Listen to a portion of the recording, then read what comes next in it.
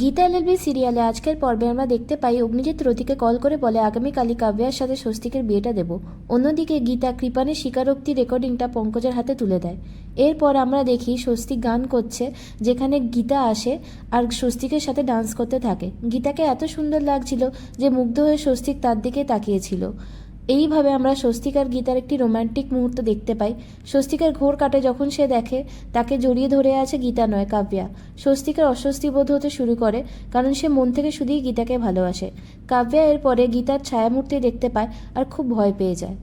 প্রলয় এদিকে অগ্নিজিৎকে তার অসংবেদনশীল আচরণের জন্য অনেক কথা শোনায় আর বলে যে ছেলেটা সবার সামনে স্বীকার করলো যে সে গীতাকে খুন করেছে, তার বাড়ির মেয়ের সাথেই স্বস্তিকের বিয়ে দেবে।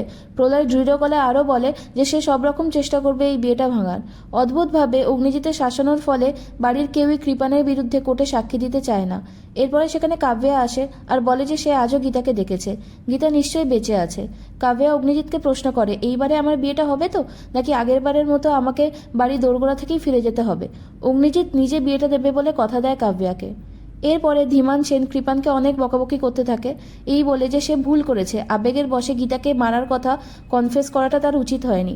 কৃপান নিজের বোকামির জন্য আফসোস করে, কিন্তু ধীমান সেনের সন্দেহ হয় যে এত কিছু জানার পরেও অগ্নিজিৎ কিভাবে বিয়েটা হতে দিচ্ছে। আগামী পর্বে আমরা দেখতে পাবো কাব্যার গায়ে হলুদের অনুষ্ঠানে গীতা এসে উপস্থিত হয়েছে।